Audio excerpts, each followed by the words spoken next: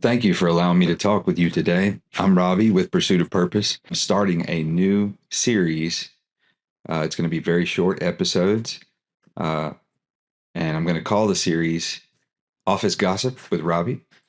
And with that being said, the purpose of this series is to discuss some very common habits that we have in our interpersonal networking between each other, like at work, even at home.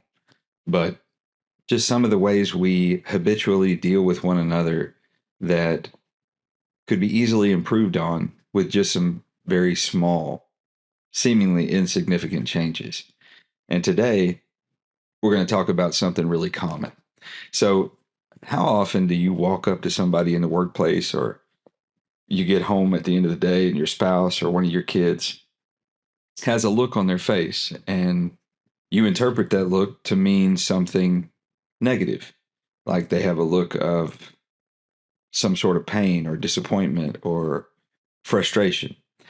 What's the first thing that we have a tendency to say? What's wrong? That's always, I mean, so commonly the question that we ask of people that we come across. Even a stranger, we'll walk up to them and we'll start a conversation. And then very shortly into that conversation, we'll ask them a question, either exactly saying what's wrong or that alludes to there being something wrong. Well, what if we didn't do that? What would be a different way that we could do that? We could strike up conversation with our loved ones or friends without provoking or insinuating that there is something wrong. The problem with asking that question in that way is that you have isolated them or put them in a corner. You haven't given them an opportunity not to be something wrong. You've told them that all you want to know about is what's wrong. What if the look on their face wasn't really how they felt inside? What if you gave them a chance to feel better with your question? So, some ideas that might work just to give them an opportunity to speak without being trapped in a what's wrong scenario is to say, how was your day today? Or what's going on in your world? Something more neutral. We get in this habit where we seem to be drawn to negativity. The media teaches us to do this. We learn this in our social circles. We learn it on social media, and it seems to be this attractive thing. We want to see the worst things first. Well, by doing that, we're also promoting that habit of thought, like we're telling ourselves and other people that the worst things are what you should expect. And the worst things are what we want to know about all the time. So it's all we should be thinking about. It's all we can do. It's all we can think about it, can expect. And eventually you get caught in this loop where that's what you're looking for. Every time you get on social media, you're looking for negative news. Every time you turn on the TV, you're looking for something negative or gruesome, or you want to watch a movie that is negative. But in truth, most of us, our internal self, our spirit, is actually wanting to hold on to hope.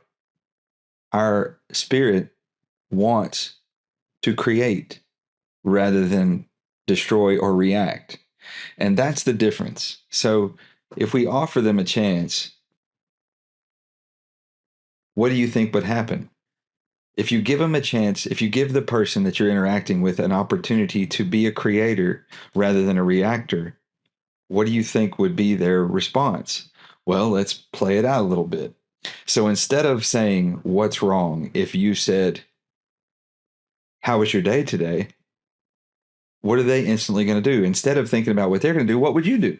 If if someone asked you that, how was your day today? Well, you instantly go through these memory inventories of what happened to you throughout the day. And this gives you the opportunity to say what you want to say first rather than what's wrong. And the purpose behind this change is to generate or create an opportunity to become creators. It begins with our language, with the words we use between each other. The words that we speak provoke thought. I know it seems backwards, but the words we speak are heard by other people, which cause them to think a certain way. And I know that you had to think the thoughts first before you spoke them. But when you speak them, you're generating more patterns outwardly that's going to come back to you. So if we convert all of our thinking into creative thinking versus destructive or reactive thinking, imagine the returns on our investment that we'd receive. Because every word we speak is a seed. You are casting seeds all day, every day that you exist. When you open your mouth, you are broadcasting seeds. Don't you want those seeds to produce positive results for your life? Don't you want those seeds to produce positive results for your community, for your children, for everyone you come in contact with? So there's such a small thing as converting a question from what's wrong to how are you? How was your day? What did you do today? That seems like such a small thing, but little small things like that can have enormous compounding impact on your life and everyone you touch and talk to. So I would like to encourage you, question everything. Question your patterns of speech, question your patterns of thought. Take inventory of yourself and stay curious about yourself and why you do what you do. And are there small things that you could change on a daily basis, on a minute basis? Small things that make huge, lasting, forever impact. Become a creator. Don't create reactors, and don't be a reactor yourself. So that's the challenge for today. If you change that one question that you ask other people, and maybe you don't ask that. I know I've had a bad habit of asking what's wrong.